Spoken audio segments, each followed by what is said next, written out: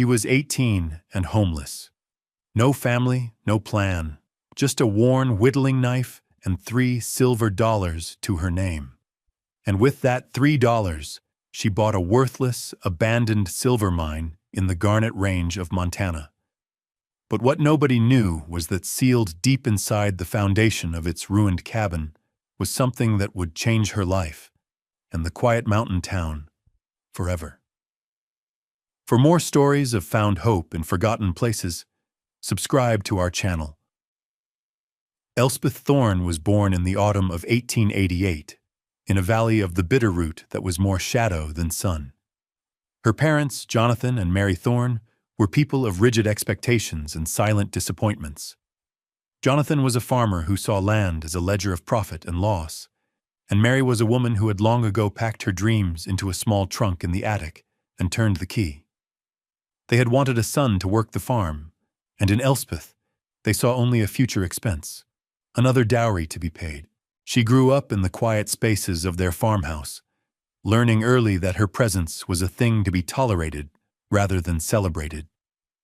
Her world was one of chores done without comment and meals eaten without conversation.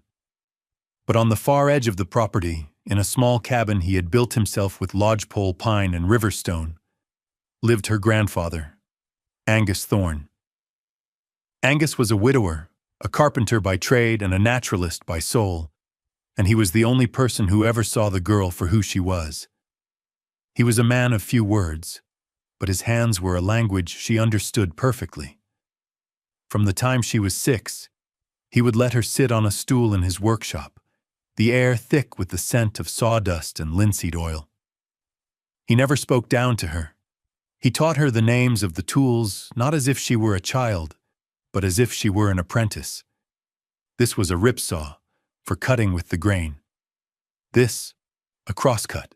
This was a smoothing plane, and you had to set the blade just so, a hair's breadth, to get a shaving so thin you could read a newspaper through it. He showed her how to hold a hammer, not by choking up on the handle but by holding the end, letting the weight of the head do the work. He taught her the character of wood, the stubbornness of oak, the generosity of pine, the fine, tight grain of maple. He spoke of the world in terms of its construction, of how things fit together, of the honesty in a well-made joint. He taught her that work was not a punishment, but a kind of conversation with the world. When she was 10, he gave her a knife.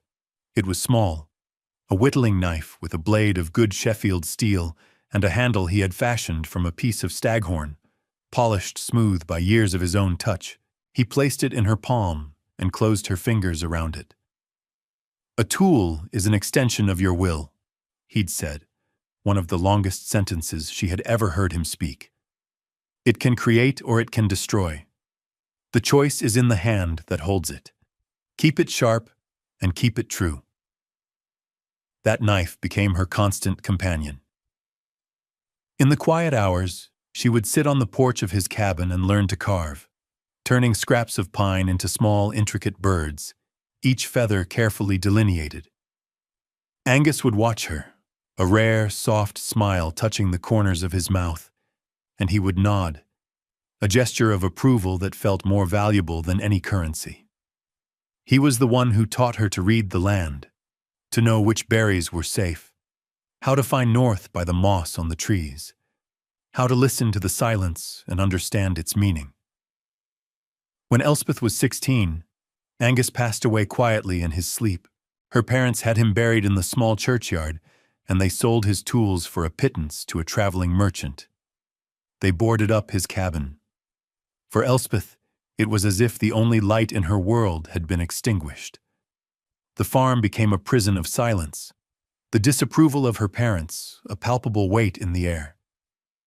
She kept the knife hidden in her pocket, its smooth handle a connection to the only person who had ever truly loved her, the only one who had given her skills instead of demands. She was a capable young woman, with hands that knew how to work and a mind that knew how to observe. But in her own home, she was invisible, a ghost waiting for her life to begin. Her 18th birthday arrived with the first chill of September, the air crisp and clean with the promise of frost. There was no cake, no celebration. It was a day like any other, marked only by the quiet turning of the calendar page. 2 days later, she woke to find a valise, a small, worn leather case, sitting by her bedroom door. Inside was one change of clothes, a loaf of dark bread wrapped in wax paper, and a plain white envelope. Her name, Elspeth, was written on the front in her father's severe, angular script. She opened it. There was no letter, no word of farewell. There were only 3 silver dollars, heavy and cold in her palm. She walked downstairs. The house was unnaturally quiet.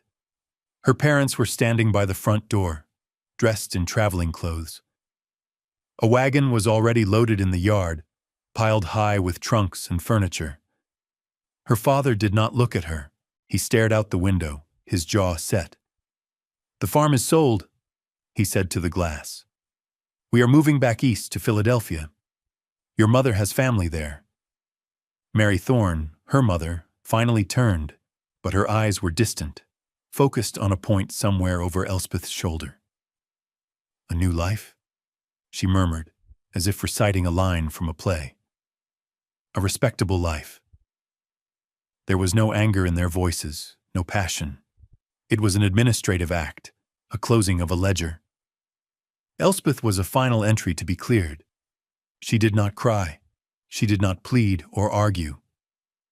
The years of silence had taught her the futility of it. She had learned from her grandfather that some things, like the grain of wood, cannot be forced. You had to work with them or work around them.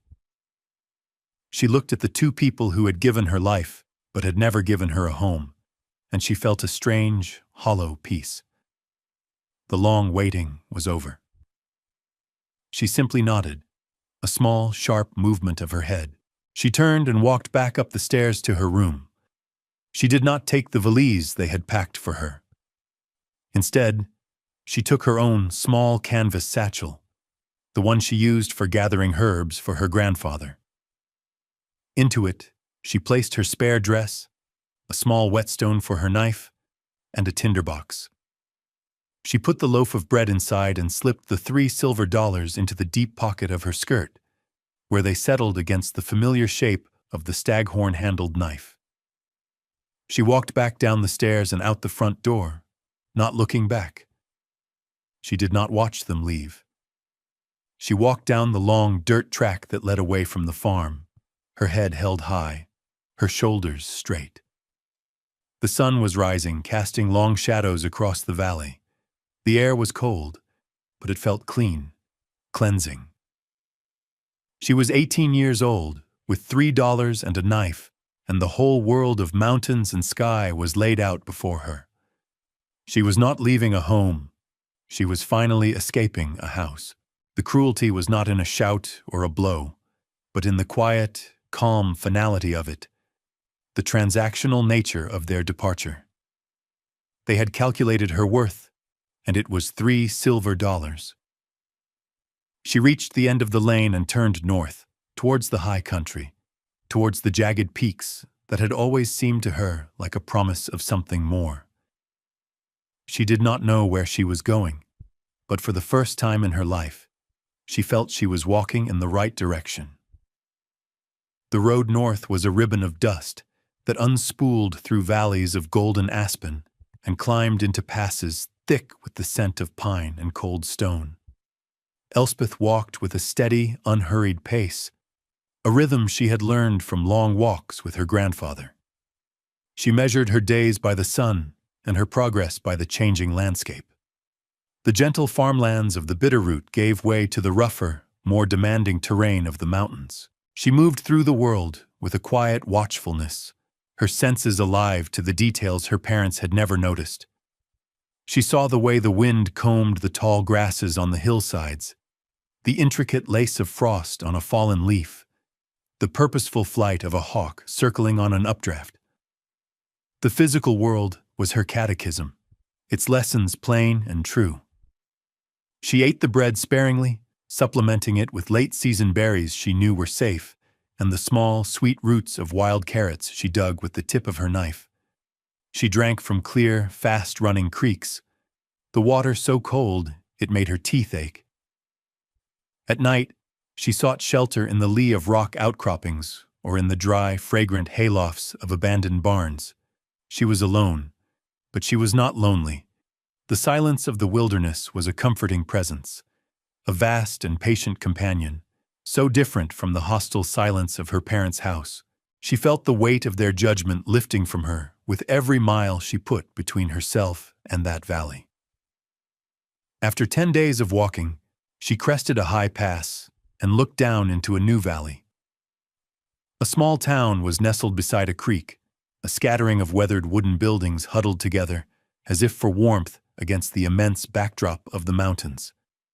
Smoke curled from a few chimneys, thin gray plumes against the sharp blue of the sky. This was Garnet Creek. It was a town that had seen better days. The paint on the storefronts was peeling, and many of the windows were boarded up. It had been a silver town, but the silver had played out, and most of the people had followed the money, leaving behind a skeleton crew of the stubborn and the hopeful. She walked down the main street, her footsteps echoing in the quiet. An old man sitting on a bench in front of a general store watched her pass, his eyes curious but not unkind. A woman shook a rug from an upstairs window, sending a cloud of dust into the autumn air. The town felt weary but not dead. It had the feeling of a place that was holding its breath, waiting. Elspeth felt no fear, only a deep and abiding curiosity. Her grandfather had taught her to look at a piece of wood and see the grain, to understand its strengths and weaknesses before making the first cut. She looked at this town in the same way. She saw the decay, but she also saw the strong bones of the buildings, the good stone foundations, the way the town was sited to catch the morning sun. She saw a place that had been built to last, even if the reason for its building was gone. She was tired, her boots worn, her dress dusty, but her spirit was intact. The journey had stripped away the last vestiges of the girl she had been and left behind the woman she was becoming, self-reliant, observant, and possessed of a quiet, unshakable endurance. She had not come here looking for charity or for a handout. She had come looking for a place to begin. Elspeth walked into the Garnet Creek General Store, the only establishment on the main street that seemed truly alive. The air inside was a rich tapestry of scents: coffee, cured leather, kerosene, and cinnamon. A man with a graying beard and wire-rimmed spectacles looked up from behind the counter. "Help you?" he asked, his voice a low rumble. "I'm looking for the county claims office," Elspeth said, her voice clear and steady. The man raised an eyebrow, surprised. "That'd be me, part-time, postmaster and claims agent.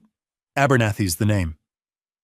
He gestured to a dusty corner of the store where a large, hand-drawn map was tacked to the wall, crisscrossed with lines and notations. "Looking to file?" "Looking to buy," she corrected him gently. "Something abandoned. Something nobody wants." "Mr." Abernathy studied her for a long moment, taking in the worn dress, the resolute set of her jaw, the canvas satchel over her shoulder. He saw not a beggar, but someone with a purpose. He grunted, a sound of reluctant respect, and walked over to the map. "Not much left that's worth a damn," he said, tapping a finger against the paper. "The big veins are played out. Most of these are just holes in the ground now. More trouble than they're worth." "That's what I'm looking for," she said. "Trouble that I can afford." His finger traced a line up into the mountains east of the town. It stopped on a small, faded square marked with a spidery script. "Here, the Sparrow's Hope. Patented by a fellow named Silas Croft 30 years ago. He worked it for a year, maybe 2, pulled out just enough to keep him in beans. Then the main adit collapsed in a winter storm. He walked away from it. Died a few years later, folks say." "What's there?" she asked. A hole in the ground, like I said. The foundation of a small cabin he built, mostly tumbled down. A rusted ore cart. The land's no good for grazing, too steep and rocky. Timber's mostly lodgepole, not worth much for milling. He looked at her again. What's it owed in back taxes? $3, he said, the words hanging in the air. Elspeth reached into her pocket. She laid the 3 heavy silver dollars on the worn wooden counter. They made a solid, definitive sound in the quiet store. Abernathy stared at the coins, then back at her face. He could have tried to dissuade her, could have told her a young woman had no business trying to scratch a living from a dead mine on the side of a mountain. But something in her eyes, a calm and serious light, stopped him. He saw the same stubborn grit that had settled this valley in the first place. He sighed, took a ledger from under the counter, and blew a layer of dust from its cover. He dipped a pen in an inkwell and began to write, his pen scratching across the page. Name? Elspeth Thorne. He recorded the transaction, his movements precise and official. He took a stamp, pressed it onto an ink pad, and brought it down with a firm thud on the page. He tore out the sheet and handed it to her. It was a deed, simple and direct, granting her title to the 10 acres of rock and pine that comprised the Sparrow's Hope claim. It's yours, he said, a note of wonder in his voice. Mountain and all. She folded the paper carefully and put it in her satchel. She bought a small sack of flour, a block of salt, and a handful of nails with the change from her bread money, her grandfather having taught her to always keep a small reserve. She thanked Mr. Abernathy and walked out of the store, the owner of a piece of the world. She followed the creek east out of town, then took a narrow, overgrown track that climbed steeply into the hills. After an hour's hard climb, she found it. It was exactly as he had described, and yet, to her, it was more. The mine entrance, the adit, was a dark slit in the mountainside, choked with a landslide of rock and earth. A few weathered timbers, cracked and gray, were all that remained of the entrance framing. Nearby were the ruins of the cabin, a low rectangle of dry stacked granite stones that formed a foundation about 12 feet by 16. The log walls were long gone, either burned for firewood or rotted back into the earth. A single tall stone chimney stood at one end, a lonely sentinel against the sky. An ore cart lay on its side, its wheels seized with rust. But Elspeth saw it with her grandfather's eyes. The foundation stones were solid, well chosen. The chimney was expertly built, its draw likely still true. The site was on a south-facing slope, sheltered from the north wind by a thick stand of pine, with a clear view down the valley. A small, year-round spring trickled from a rock face 100 yards away. Silas Croft had known what he was doing. He had chosen his spot well. This was not a ruin. It was a beginning. Elspeth's first priority was not the mine, but shelter. Winter in the Garnet Range was a serious and unforgiving affair, and it was already late in the season. The collapsed adit held no interest for her. She was a builder, not a miner. The stone foundation of the old cabin, however, was a gift. It was a solid, level base on which to build. Her plan was simple, to construct a small, tight cabin before the first heavy snows fell. But first, she had to clear the site. The interior of the foundation was filled with rubble, fallen stones from the chimney, rotten wood, and decades of accumulated earth and pine needles. She began the slow, arduous work of clearing it by hand. She used a flattened piece of rusted metal from the ore cart as a makeshift shovel, scooping the debris into a bucket and carrying it away. For 3 days, she worked from sunup to sundown, her muscles aching, her hands raw. It was patient, repetitive labor. But with each bucket of dirt she removed, she felt a deeper connection to the place, as if she were clearing away not just debris, but time itself, preparing the ground for a new future. On the fourth day, as she was clearing the area around the hearth, her makeshift shovel struck something that was not rock. It made a dull, metallic sound. Curious, she knelt and dug away the dirt with her bare hands.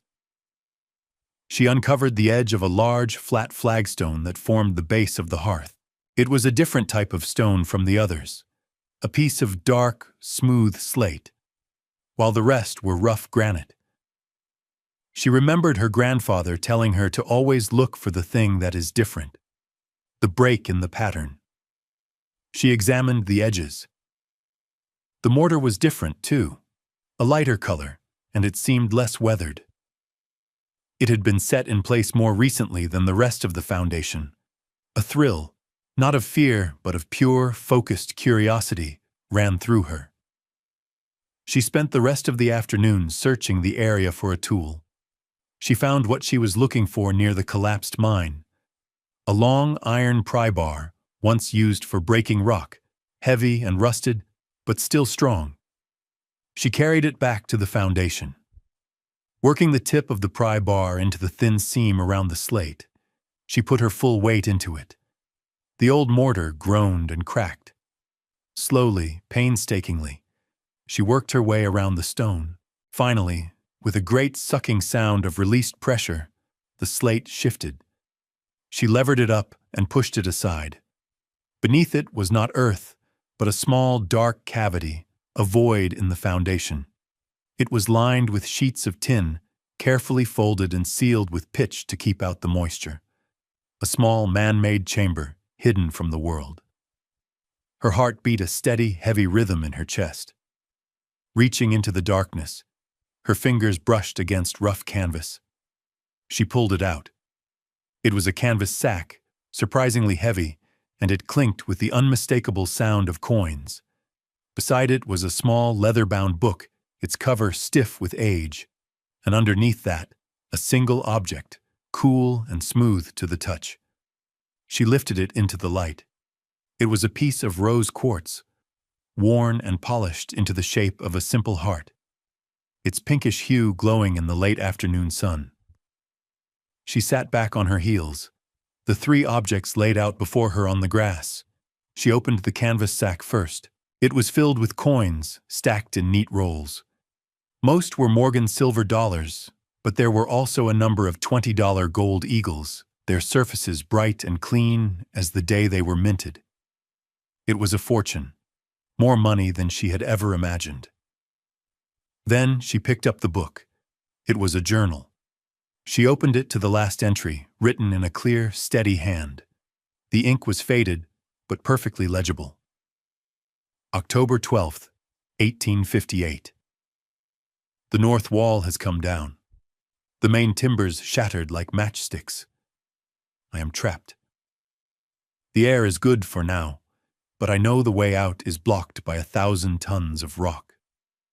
I am not a fool. I will not see the sun again. My only regret is that I will not see my Eleanor's face again. I struck a small but rich vein of gold this last week. A pocket load. It is God's strange and bitter joke that I should find my fortune on the day I lose my life. I have sealed it, all of it, in the foundation of our cabin. I also leave this stone, the quartz heart I was polishing for her. It is the color of the mountains at sunrise, which she so loved. The writing paused, then resumed, a little less steady. To whoever finds this, my name is Silas Croft. I built this place with my own hands, for a life that was not to be. Do not let this money be a curse. Do not let it sit in the dark. Use it to build. Use it to make a home. Buy good tools and build something that will stand against the wind. Do not let the mountain have the last word. Live a life for me and for my Eleanor. Elspeth read the words again, her throat tight. She looked at the coins, the journal, the stone heart. This was not a treasure. It was a legacy, a trust.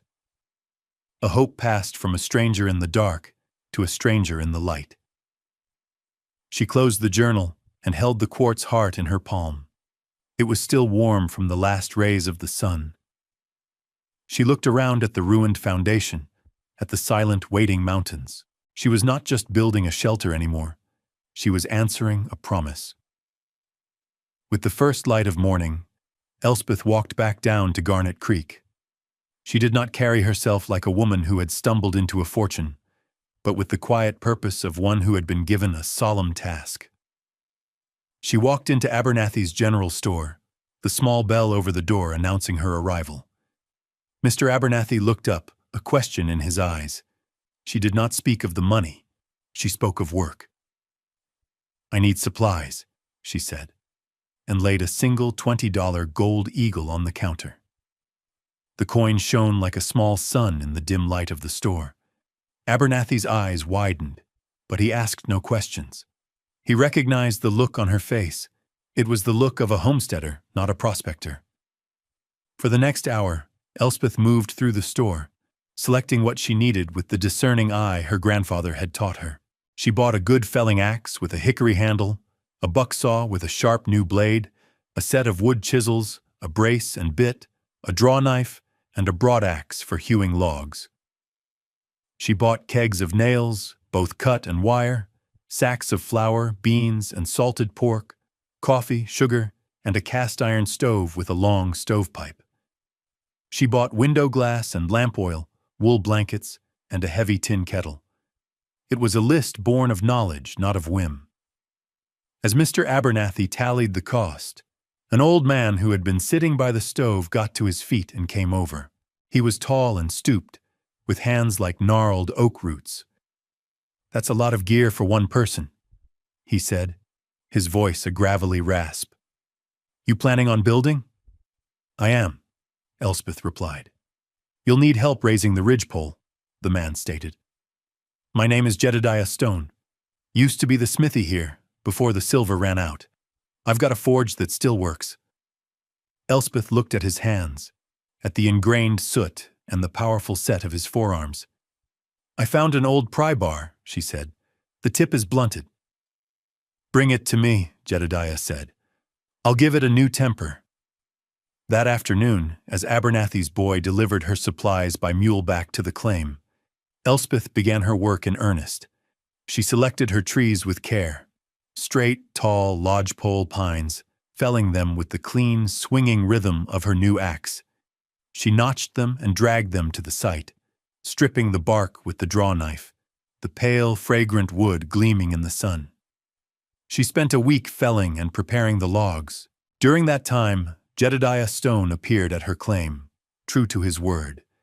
He had not only retempered her pry bar, but had also forged a set of strap hinges and a latch for her future door from scrap iron. He watched her work for a while, her cuts straight and true. "You know your way around an axe," he said, a high compliment from a man of his generation. He stayed for an hour, showing her how to better use the broadaxe to hew a flat surface on the logs for the interior walls. He did not offer charity.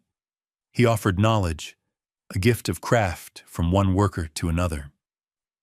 Soon after, another visitor arrived, a stout, kind-faced woman in her 50s, carrying a basket covered with a cloth. "I'm Martha Gable," she said. "My husband runs the bakery. Mr. Abernathy said you were building up here. I thought you might be tired of beans." She uncovered the basket to reveal a fresh loaf of sourdough bread, a crock of butter, and a hot beef stew in a sealed pot. Elspeth, who had indeed been living on beans and salted pork, felt a warmth spread through her that had nothing to do with the sun. She thanked Martha, who simply smiled.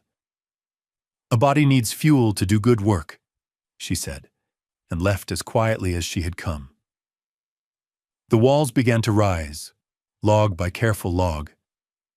Elspeth cut the saddle notches with her chisel and saw, fitting each log snugly onto the one below. The cabin took shape, a testament to Silas Croft's well-laid foundation and her own patient labor. When it came time to set the heavy ridgepole, the main beam that would support the roof, she knew she could not do it alone. As if on cue, a young man appeared on the trail, leading a mule.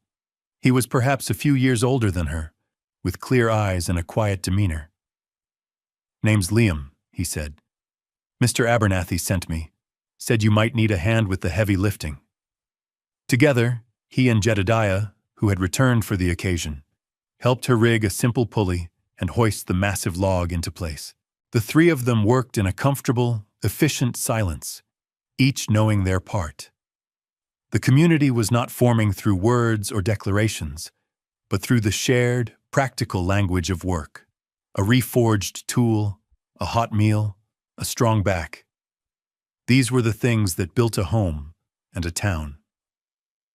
The first snows came in late November, not the heavy burying snows of deep winter, but a light dusting that outlined every branch and rock in white. By then, Elspeth's cabin was complete. It stood small and solid on its stone foundation, the new pine logs already starting to weather to a soft silver gray. Smoke curled from its stone chimney, a thin, steady plume that spoke of warmth and life within. The roof was pitched steeply, sheathed in hand-split cedar shakes she had traded for with Liam, whose father owned a small, abandoned shingle mill. The single window, facing south to catch the winter sun, was glazed and tight. The door, hung on Jedediah's black iron hinges, shut with a satisfying thud against the frame. Inside, the cabin was a single room, but it felt spacious and peaceful. The cast-iron stove in the corner radiated a deep, steady heat, and the air smelled of burning pine and brewing coffee. She had built her own furniture from the leftover lumber: a sturdy table, 2 chairs, a bed frame piled high with wool blankets, and a set of shelves on the wall. The interior walls, which she had hewn flat, were smooth to the touch. It was a simple space, but everything in it was honest and well-made. She was no longer a stranger on the mountain. In her trips to town for supplies, people in Garnet Creek would nod to her, calling her by name. "Morning, Elspeth." "Looks like we're in for some weather, Miss Thorne." She had become part of the town's quiet fabric. Mr. Abernathy set aside her mail for her. Martha Gable always had an extra loaf of bread for her on baking days. Jedediah would stop by on his walks to check on her chimney's draw, and Liam would occasionally leave a brace of rabbits on her doorstep, a silent offering from his traplines. She found her own way to contribute. With the staghorn-handled knife her grandfather had given her, she began to carve again. She carved small, intricate figures of the animals she saw around her cabin: a hawk with its wings outstretched, a deer listening to the wind, a bear rising on its hind legs. The carvings were full of life and character. She brought a few to Mr. Abernathy, who set them on his counter. They sold within a day. Soon she had a steady trade, her small carvings becoming a prized commodity in the valley, a way for her to earn her keep and participate in the town's small economy, independent of Silas Croft's legacy. Her days settled into a peaceful rhythm, dictated by the seasons and the simple needs of her life. In the mornings, she would drink coffee by her window, watching the sun rise over the distant peaks, turning the snow-covered world pink and gold. She would spend her days chopping wood, checking her small snares, and working on her carvings. In the evenings, she would sit by the fire, the only light in the cabin coming from the flames and a single kerosene lamp. She would read books she bought from Abernathy, or simply sit with her own thoughts. The deep silence of the mountain, a comforting blanket around her. The property was transformed. What had been a forgotten ruin, a symbol of failure and loss, was now a homestead. The Sparrow's Hope, a name that once seemed ironic, now felt fitting. It was a place of refuge, a small pocket of warmth and life wrested from the cold indifference of the mountain. It was not just a shelter, it was a home, built not only of logs and stone, but of resilience, kindness, and the fulfillment of a long dormant promise. One evening in the heart of winter, with a blizzard howling outside and the snow piling in deep drifts against the cabin walls, Elspeth sat by her fire. The little stove glowed red, and the room was filled with a profound and peaceful warmth. The wind rattled the window pane, but inside, all was still and safe. On the simple mantelpiece she had built above the hearth, two objects sat side by side. On the left was the whittling knife her grandfather had given her, its staghorn handle worn to a deep, smooth patina by her own hand and his. On the right was the rose quartz heart left by Silas Croft, its polished surface catching the firelight and glowing with a soft, internal warmth. She looked at the two objects, a tool of creation and a symbol of love, and thought of the men who had given them to her. They were the three pillars of her life: her father, her grandfather, and the stranger who had died in the dark belly of the mountain. Her father, Jonathan, had given her a life she had to escape. His coldness and dismissal had been a kind of crucible, forcing upon her a self-reliance she might never have otherwise known. He had cast her out with $3 silver, intending it as a final insult, a severing. But in his cruelty, he had inadvertently given her the key to her own freedom. Her grandfather, Angus, had given her the skills to use that freedom. He had not given her money or praise, but something far more valuable: knowledge. He had taught her the language of wood and stone, the grammar of a well-struck nail and a true-cut line. He had armed her not with weapons, but with competence. In his quiet workshop, he had built the foundations of the woman she would become, a woman who could look at a ruin and see a home, a woman who could stand alone against the wind because she knew how to build a wall to break it. And then there was Silas Croft, a man she had never met, yet knew so intimately through his last words and the legacy he had left behind. He was a ghost and a benefactor, a man whose love for his own Eleanor had reached across 3 decades of silence to give Elspeth a future. His loss had become her beginning. His final desperate hope, scrawled in a journal in the fading light of a dying lamp, had been answered. She had taken his money and his charge seriously. She had bought good tools. She had built something that would stand. She had not let the mountain have the last word. The fire crackled, and she picked up the staghorn knife, its weight familiar and comforting in her palm. Her life was a thing she had built, like the cabin around her. Her father had provided the worthless land. Her grandfather had provided the design, and Silas Croft had provided the materials. She had been the carpenter of her own existence. The wind howled, a lonely sound, but it was the sound of the world outside, not inside. The quiet life she now lived was richer and more real than anything she had ever known in her father's house. She was no longer waiting for her life to begin. She was living it, day by quiet, deliberate day. Elspeth Thorne was 18 and had been homeless. She had $3 to her name, and she spent it on a forgotten piece of mountain. It was the best $3 she ever spent. If her story of resilience and hidden hope moved you, a story of how a life can be built from what others have abandoned, consider subscribing for more tales of forgotten places and the quiet lives that inhabit them. Elspeth's journey reminds us that inheritance is not always a matter of bloodline or legal documents. Sometimes the most powerful legacies are left by strangers, sealed in stone and waiting for the right person to come along. Silas Croft's gift was not simply money. It was a charge, a transmission of hope from one generation to the next. He could not build the life he dreamed of with his Eleanor, so he left the tools and the means for someone else to build their own. His final act was one of profound faith in a future he would never see, in a person he would never know. This is a quieter kind of history, written not in grand monuments but in the sturdy walls of a small cabin, in the careful placement of a hearthstone, in a tool passed from one hand to another. It speaks to the idea that the world is full of these hidden pockets of grace, remnants of love and labor that persist long after their creators are gone.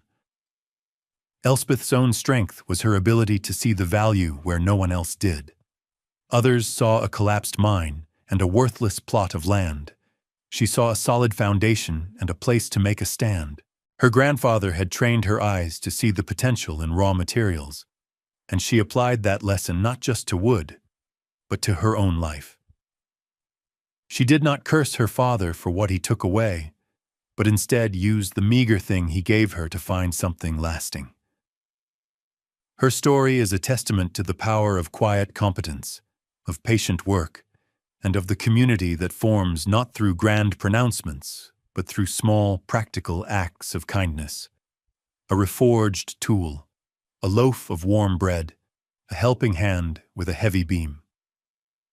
It is a reminder that we are all, in some way, builders, and the foundations we lay, both for ourselves and for others, can last longer than we know. What forgotten corner of your own world? What abandoned project or neglected relationship might hold a hidden value, waiting only for a patient hand and a hopeful heart to uncover it?